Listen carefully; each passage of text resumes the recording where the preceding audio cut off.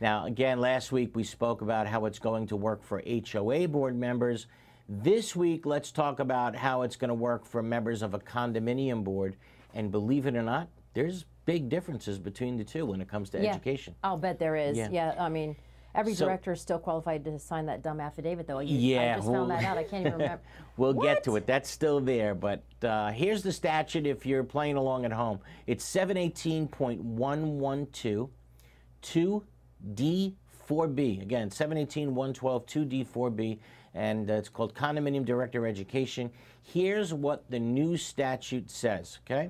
Again, this is condos. A director of a board of an association of a residential condominium shall certify in writing to the secretary of the association that he or she has read the association's declaration of condominium, the articles, the bylaws, the current written policies, and that he or she will work to uphold such documents and policies to the best of his or her ability, and that he or she will faithfully discharge his or her fiduciary responsibility to the association's members. You got to still do that. That's the bottom line. Yeah, sign the affidavit, which people just did and didn't even take your course. That's the problem. And did they even read it when they signed it? No. I've been at board meetings, right? Annual meeting, right? I've seen this a couple times. Annual meeting, a new board gets elected. I see the manager so excited to meet the new board. You know what they do for the first thing that they do for the board members? Sign the affidavit. Sign this, and they hand it out. The form that says I've read the governing documents and I promise to enforce them made me sick, but I've seen it a few times. Of course. But yeah, like you say, Karen, the director is still required to sign that, but there's nothing wrong necessarily with, agreeing to that you've read the governing documents. I think that's fine. Where signing that form was previously enough, though, to get certified, there's now the additional requirement, the one I always fought for, and here it is, okay, Section 2. They must also submit to the Secretary of the Association a certificate of having satisfactorily completed the educational curriculum administered by the division or division-approved condominium education provider, and there you have it. Bottom line, education is now required in order to stay on the board of directors. By the way, I forgot to do something. I'm a terrible dad.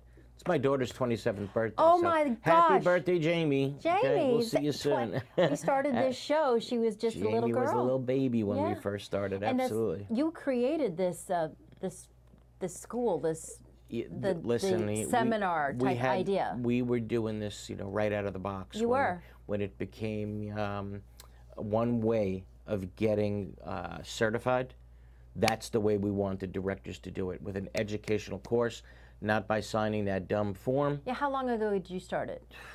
Probably, I'm doing it 15 years 15 years, so there you go. So it took that long of a fight to get education mandatory, and we all know why did it happen? It happened because of collapse of a building. Yeah, that's what it took, unfortunately. Unbelievable. But yes, we're a division-approved condominium provider. That's something you got to show your credentials for in order to be a provider. So you are division approved? Yeah, absolutely. So how much education is required, and what do directors learn? Okay, so the educational curriculum has to be at least 4 hours long. So think about that. Should a non-lawyer be able to teach this class that it's at least 4 hours long? Sounds stupid, doesn't it? Right? So the class has to be 4 hours long, and it has to include instruction on all the things we talk about on the show. Milestone inspections, right? Structural integrity reserve studies, elections, record keeping, financial literacy and transparency, levying of fines, and notice and meeting requirements. And all this has to be done within 1 year before or 90 days after getting on the board. And again, I make sure to teach all of these topics when you go to my seminar, every single one. Well, it's interesting, and you're talking about directors learning this, but directors, you should know that residents also come to these seminars. Absolutely. And they may know more than you because they've been coming for years. Yeah, it's a good thing also because a lot of times residents walk out and say, wow, I did not know my board had to know all this stuff. Yeah. Maybe I need to calm down a little bit. Right. There's a lot for them to know. There is a lot for them to know. So I absolutely recommend that residents come. Let's talk about those people who are already on the board. What about these new requirements and whether or not it applies to them?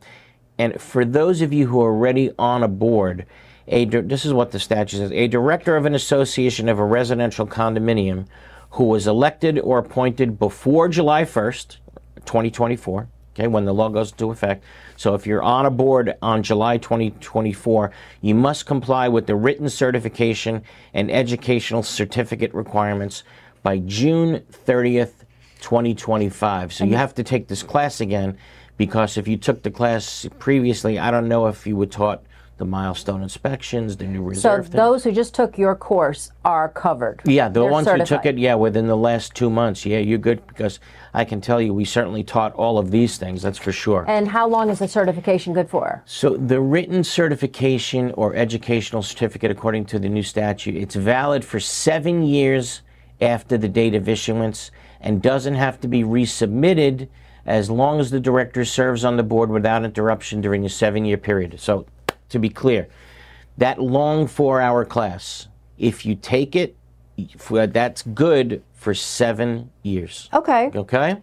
But if he serves on a board without interruption, that doesn't happen. You have Sometimes it's hard, you know, two-year thing. to stay. That didn't go into effect yet. Oh, Yeah. Slow down. I know what you're thinking about. There's a law that is going to go effect. It's actually in effect that says you can't serve more than 8 years. Yeah. Right.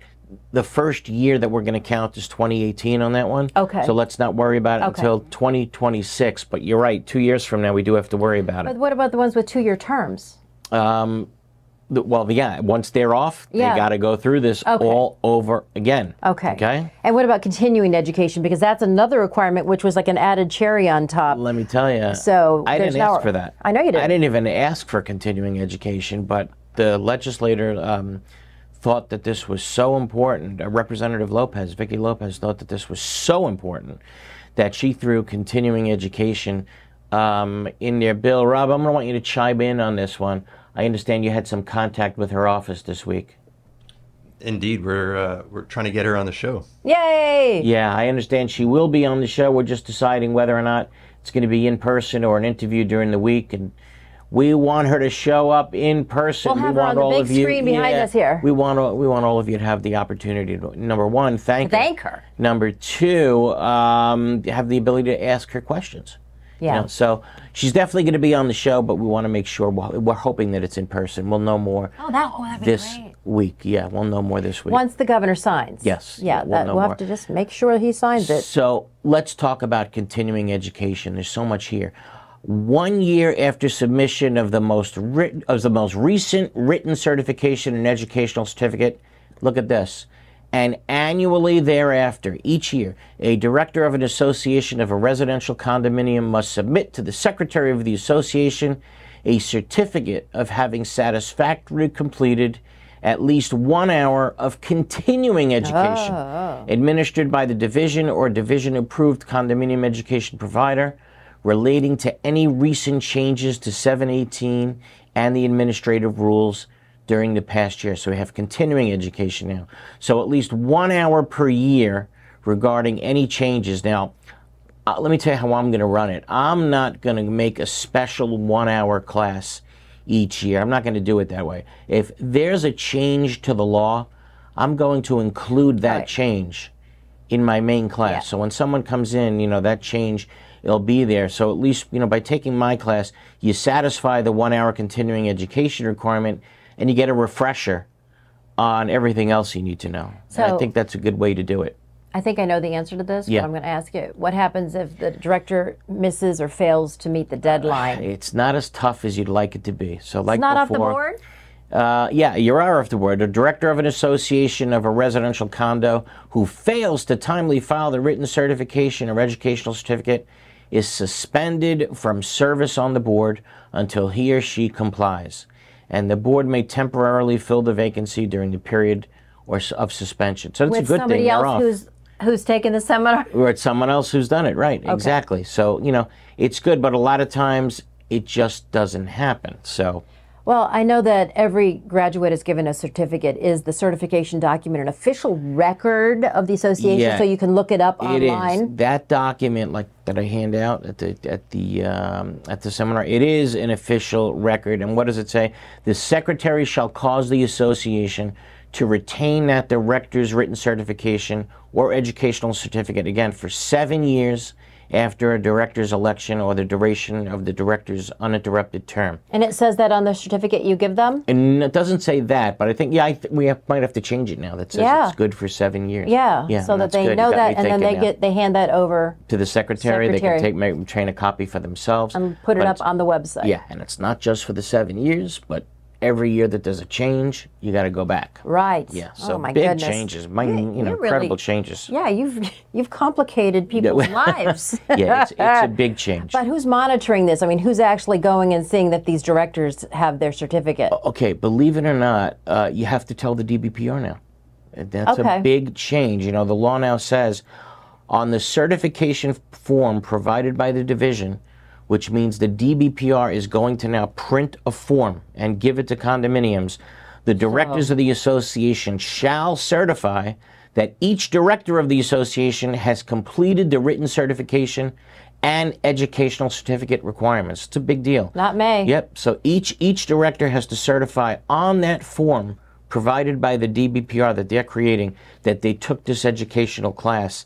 And to me, you know, the word certify means they have to swear to it. Oh. And to me, it may be perjury to say that you took the class when you didn't. This is an official government document. So I think it's a big deal. I think that form is a big deal. So no more flying under the radar. No, I think if you lie on that form and you have to swear to it, and you're lying on an official government document, I think it's perjury. But there you have it. Mandatory condominium education for directors, and you certainly know how Karen and I feel about it, but let's see what our listeners think.